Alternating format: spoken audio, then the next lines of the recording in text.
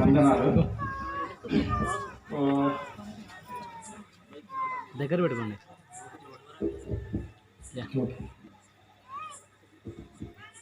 ఒక 2 సంవత్సరాల క్రితం నా జీవితంలో ఏం జరిగిందో మీకు తెలుసు. నా పాప చచ్చిపోయిన తర్వాత ఒక 3 రోజులు నేను ఎలా మందు తాగానో ఈ ఏరియా మొత్తం తిరుగుతూ తాకుండా తిరిగాను. 3 రోజుల తర్వాత నాకు ఇక్కడ పెయిన్ రావడం స్టార్ట్ అయింది లైట్గా.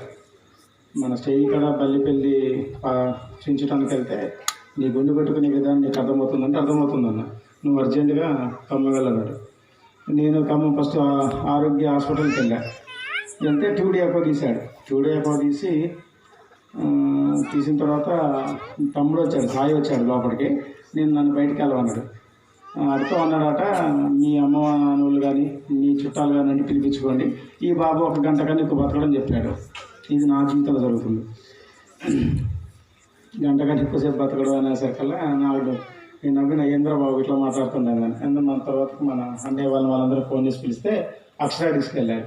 అక్షరాలో నన్ను బండి ఐసీలో ఉంచుకొని నెక్స్ట్ డే డిశ్చార్జ్ చేశాడు. డిశ్చార్జ్ చేసిన తర్వాత నేను వెంకటాయపాలెం పోయా, అమ్మమ్మ వాళ్ళ ఇంటి దగ్గర. అక్కడికి వెళ్ళిన తర్వాత గోల్డ్ మెడలిస్ట్ వైవేర్ డాక్టర్ అని విజయవాడ, వీళ్ళంతా లోకల్ వాళ్ళు. అక్కడ ఒకసారి చూపించుదాం, అక్కడ చూపించితే పర్ఫెక్ట్గా చెప్తారు కదా అని చెప్పి అక్కడికి పోవడం జరిగింది.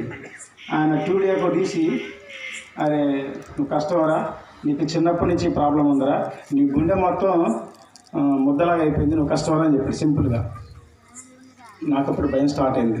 ఏంది నా జీవితం ఎట్లా అయిపోయింది, ఏంది మననే పాపను బాగొట్టుకున్నా, మళ్ళీ ఏంది నా జీవితంతో వరకు నేను ఏం సాధించినని కాదు, ఏం చేసినని కాదు, తాగుతూ తిరుగుతూ ఉన్నాను, ఏంది నా జీవితాన్ని బాధపడ్డా.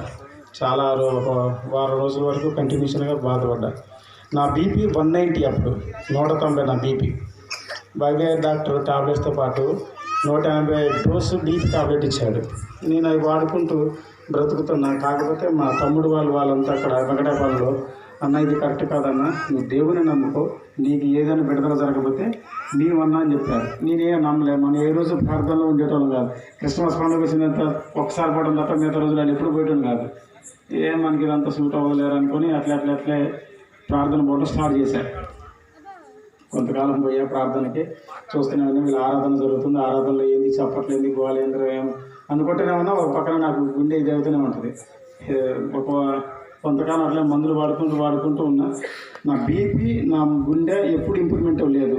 నేను ఎన్ని రోజులు పొద్దున్నే తెల్లవారుజామున లేచిన తర్వాత బ్రష్ చేసుకొని పరిగెడుపునే బీపీ టాబ్లెట్లు వేసుకున్నట్టుండి, ఏ రోజు ఇంప్రూవ్మెంట్ లేకపోతుండే. ఒక 6 నెలల వరకు అలాగే బ్రతుకుతున్నా. తర్వాత వాళ్ళకి అక్కడ ఉన్న సంఘ బిడ్డలు, మా చర్చికి వచ్చే సంఘ బిడ్డలందరూ ఎవ్రీ రోజు నా ఇంట్లోకి వచ్చి ప్రార్థనలు పెట్టడం స్టార్ట్ చేశారు. నేను కూడా వాళ్ళతో ఉండటం స్టార్ట్ అయింది. అట్లా స్టార్ట్ అవుతూ ఆరాధన జరుగుతుంది. ఫాస్టింగ్ ప్రేయర్ జరుగుతుంది ఇంట్లో. ఆరాధన బలంగా నేను కూడా ప్రార్థన చేశాను. నాకేదో స్వస్థత జరిగిందన్న ఫీలింగ్ వచ్చింది. వచ్చిన తర్వాత మా వాళ్ళందరూ ఈ మందులు మొత్తం ఆపేసే, నీకు ఏ బీపీ అని ఏ ప్రాబ్లం కొంచెం ఇంప్రూవ్మెంట్ అవ్వదంటే ఆపేసా. ఒక 6 మంత్స్ వరకు 6 నెలలు వాడే మందులు, ఏ రోజు ఇంప్రూవ్మెంట్ లేదు. 6 నెలలు ఒక బీపీ టాబ్లెట్గా, గుండె టాబ్లెట్గా ఏ టాబ్లెట్ వేసుకోకుండా 6 నెలలు ఉన్నా కంటిన్యూషన్గా. నా బీపీ అప్పుడు చూపిస్తే నార్మల్ స్టేజ్కి వచ్చింది. ఇది అద్భుతమా ఏందో నాకేం అర్థం కాలేదు. నార్మల్ స్టేజ్కి వచ్చింది.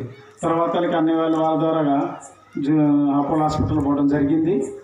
డాక్టర్ గారు, అపోలో అంటే పెద్ద సంస్థ, అందులో కర్ణాకర్ సార్ కార్డియాలజిస్టు. ఆయన చర్చిలో ఆయన రూమ్లో దేవుడి శిలువ ఉంటుంది, వాక్యము దేవుడి శిలువ ఉంటుంది. ఆయన ఒక రూమ్లోనే నాకు ఆయన చూడండి, అబ్బా దేవుడు కనపడ్డాడని ఫీలింగ్ వచ్చింది నాకు. చాలా ఇక్కడ దేవుడి దిగిందని. ఒక ఆరాధనలో నేను బలంగా ప్రార్థన చేస్తుంటే ఆయన ఒక బట్టలు వేసుకొని తెల్ల దుస్తులతో అపోలో హాస్పిటల్లో దిగిందని నాకు కళ్ళ కనపడ్డది. నేను ఆ రోజు నుంచి ఫిక్స్ అయ్యా, చచ్చిపోయిన దేవుడి కోసం ఏమని ఫిక్స్ అయిపోయా. నేను అపోలో హాస్పిటల్లో పోవడం జరిగింది. ఆపరేషన్ జరిగింది. ఆపరేషన్ థియేటర్ పోయే ముందు నా ఫ్యామిలీస్ అన్ని వాళ్ళు అందరూ వచ్చారు. అందరూ టెన్షన్ పడతారు. నేనైతే సంతోషం అవుతున్నా. అని అమ్మ నేను చచ్చిపోతే దేవుడి దగ్గర పోతాం, బతికితే కొంతకాలం నా ఫ్యామిలీతో ఉంటాను, అంతకుమించి నా దగ్గర నుంచి ఏమీ లేదని ఫీల్ అయ్యా. ఈరోజు నాకు ఆపరేషన్ జరిగింది, సక్సెస్ఫుల్గా బ్రతికా నేను. ఇది దేవుడి కొరకు, ఇది మనకు దేవుడి కొరకు. నేను ఈరోజు బ్రతికి దేవుడు ఉన్నానంటే అది దేవుడి కొరకు. ఇది నిజం గట్టిగా చెప్పండి. దేవుడు ఎవరి పేరు చెప్పండి. ఇప్పుడు దేవుడు అంటావు, దేవుడి పేరు చెప్పు. యేసుప్రభు. అది చెప్పు. యేసుప్రభు వలనే నేను బ్రతుకుతున్నాను. చెప్పట్లు కొట్టాడు. అంతమించి అయితే నా బాధ ఏంటంటే ఫస్ట్ ఆఫ్ ఆల్ నేను ఈరోజు ప్రార్థన బలంగా విశ్వసించి ప్రార్థిస్తున్నా. ఈరోజు నేను అలాగే బ్రతుకుతున్నా, అలాగే ఉంటున్నాను. మన దాంట్లో కూడా చాలామంది వస్తున్నారు, ప్రార్థనకు వస్తున్నారు, పోతున్నారు, లోకాసులు బ్రతుకుతున్నారు. ఏ రోజు కరెక్ట్గా ఎవరు లేరు. నేను చాలామంది అబ్జర్వ్ చేశాను. నేను చెప్తున్నాను, మీకు దేవుడు కావాలి, ఈ ఊళ్ళో సక్సెస్ఫుల్గా బ్రతకాలంటే విశ్వసించండి, ప్రార్థించండి. కంపల్సరీ మన ఊళ్ళో ఇది కార్యాలు జరుగుతాయి. ఇది మటుకు నిజం. దయచేసి నేను సాక్షులు దేవుడు దీవించారు. నాకు బైపాస్ సర్జరీ ఈరోజు జరిగింది. ఈరోజు నేను బ్రతుకున్నానంటే దేవుడి కృపే. మీరు అర్థం చేసుకోండి.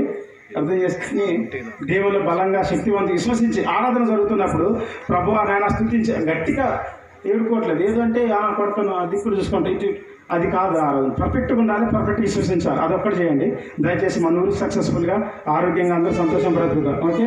ఈ దేవుడు ఈ సాక్షి దేవుడు దీవించిన కాక. ఆమేన్.